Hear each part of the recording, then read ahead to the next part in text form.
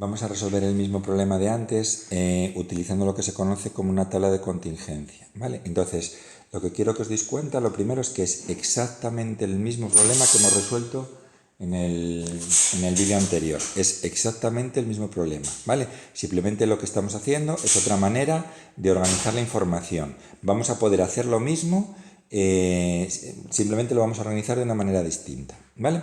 Entonces, nos fijamos que es el problema que estábamos resolviendo, el de visitantes a un museo, y estudiamos dos características: ser español, que era el suceso A, y no serlo, que era el complementario, y ser menor de 20 años, que era el suceso B, y no serlo, que era el suceso del complementario, el opuesto del suceso B, ¿vale? Entonces lo que vamos a hacer es organizar la información, en vez de en diagrama en árbol, vamos a hacerlo en forma de tabla.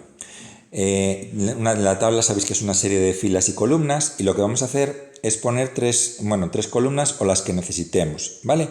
En principio 3, porque va a ser el caso más habitual, en el que vamos a ver una de las dos características que vamos a estudiar, ¿vale? Que sería ser español o no serlo. Y vamos a añadirle otra tercera columna, que sería el total. Digo 3 columnas porque es el caso más habitual, pero imaginaros que en vez de ser la característica es ser español, no ser español, pues fuera ser español, ser francés, o ser italiano, ¿vale? Entonces estaríamos hablando de, en vez de el suceso A y su complementario, pues estaríamos hablando pues de un suceso A, ser español, o A1 si queréis, un suceso A2 que sería ser francés, un suceso A3 que sería ser italiano, y el total, ¿vale? Aunque ya digo que lo más habitual es que tengamos que hacerlo con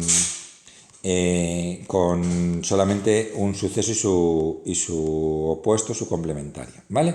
Entonces tenemos el suceso, me he pasado dándole para atrás, el suceso, el complementario y el total, ¿vale? Y vamos a poner en las filas la segunda característica que vamos a estudiar, que en este caso es el suceso B, que es ser menor de 20 años, el complementario, que es no serlo, y el total. Lo mismo que antes, normalmente van a ser 2, pero si fueran más de 2, pues tendríamos que ir poniendo todos los demás. Entonces, lo que vamos a ir haciendo es, en las intersecciones de los sucesos, ¿vale? Por ejemplo, en esta casilla, que vemos que es la intersección del suceso A y B, vamos a poner la probabilidad de la intersección de A y de B.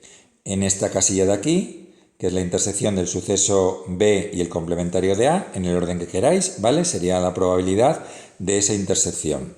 En esta casilla pondríamos la probabilidad de la intersección de A y el complementario de B. Y en esta última casilla pondríamos la probabilidad de la intersección del complementario de A y de B, ¿vale? Entonces, lo que se pone en esas intersecciones es lo que en el diagrama en árbol poníamos al final del todo, ¿vale? Estas cantidades que calculábamos en el diagrama en árbol es lo que ponemos en estas intersecciones de los sucesos en las casillas correspondientes, ¿vale? Entonces, recordad que me decía el teorema de la probabilidad total, que lo que me estaba diciendo era que la suma de la probabilidad de un suceso es la suma de las intersecciones de todos los sucesos donde interviene ese suceso A.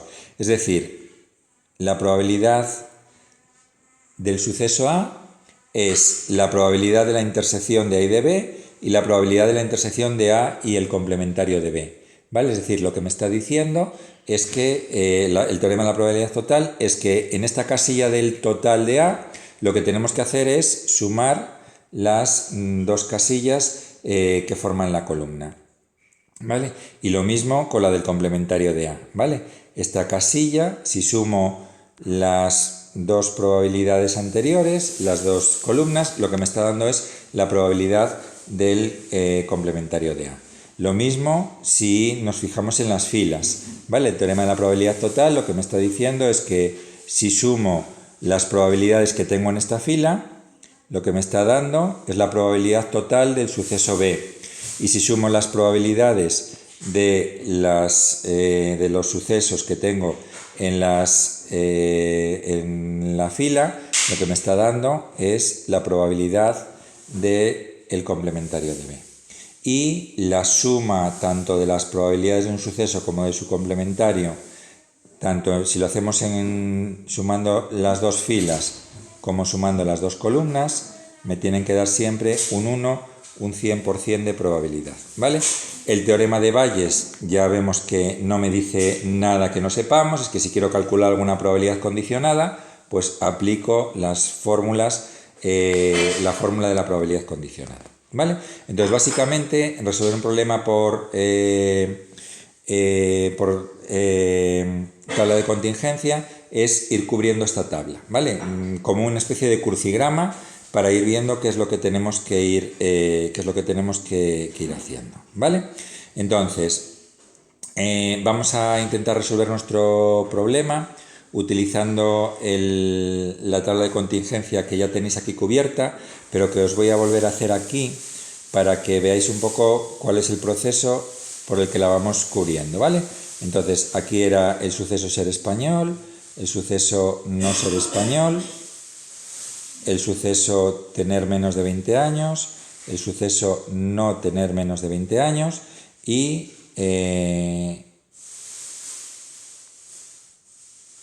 los totales, tanto en las columnas como en las filas, ¿vale? Entonces, vamos a recordar que el problema me decía que la probabilidad de que una persona fuera español era del 60%. Esa probabilidad que me están dando es este 60%, que recordad que siempre que operéis, operad siempre con el número decimal, ¿vale? Entonces, tendríamos la probabilidad de suceso y el del complementario, que la sabríamos, que recordad que habría que justificarlo, ¿vale? Siempre en un examen habría que decir de dónde sale este 0,4, que es 1 menos el 0,6, ¿vale? Entonces nos fijamos que las otras probabilidades que nos daba el problema eran todas probabilidades condicionadas, no eran probabilidades de la intersección, que es lo que tengo que poner en cada una de estas casillas que tenemos aquí, ¿vale? Entonces, para calcular las probabilidades de las intersecciones, lo que tengo que hacer es utilizar las fórmulas de la probabilidad condicionada, ¿vale? Me voy a ir un poquito para aquí. Y nosotros, una de las probabilidades que teníamos era la probabilidad de que se diera B sabiendo que se daba A. La probabilidad de que una persona tuviera menos de 20 años sabiendo que esa persona, ese visitante, era español, ¿vale? Entonces, si aquí aplicamos la fórmula de la probabilidad condicionada, que era la probabilidad de la intersección partido de la probabilidad de la condición, fijaros que esto lo sé porque me lo da el problema, ¿vale? Que me parece que era el 30%. Esto lo sé porque me lo da el problema, que creo que era del 60%.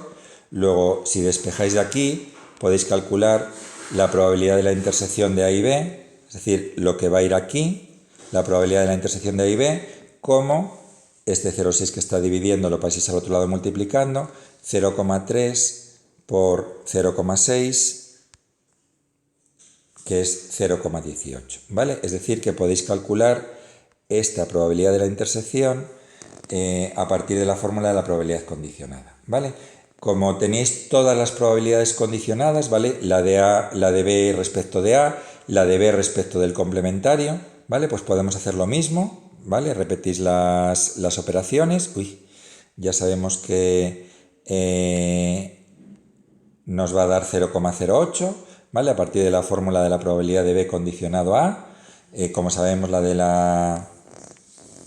sabemos esa probabilidad y sabemos la probabilidad del complementario, podemos calcular la probabilidad de la intersección pues haciendo el producto de esas dos, ¿vale? Entonces nos daría 0,08.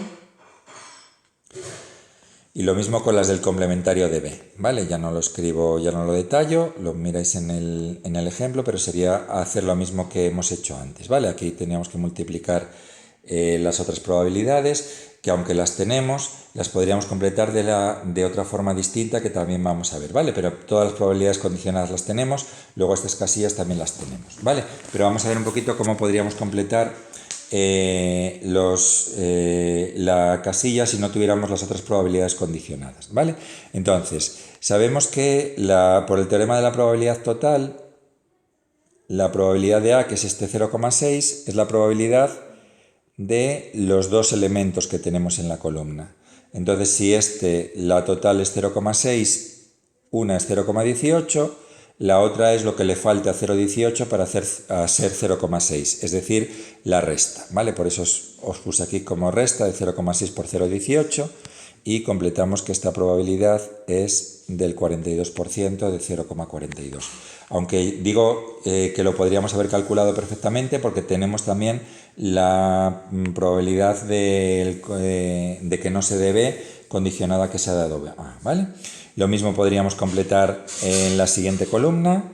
Tenemos la probabilidad del complementario de A, que es 0,4, que sería la suma de esta probabilidad que ya la tenemos, de esta que la desconocemos y que la podemos calcular lo que le falte a 0,08 para ser 0,4, es decir, 0,32.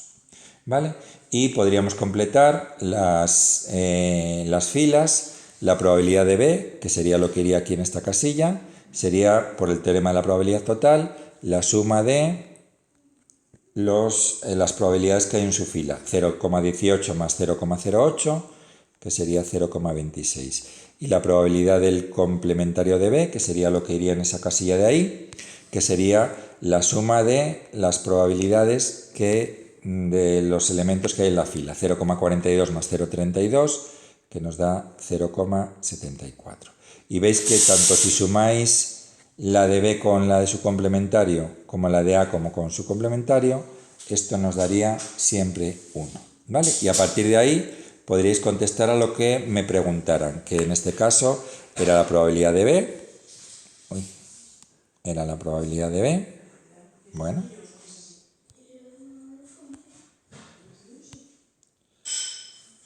A ver si me hace caso. Bueno, no me quiere hacer mucho caso. Vale. Era la probabilidad de B.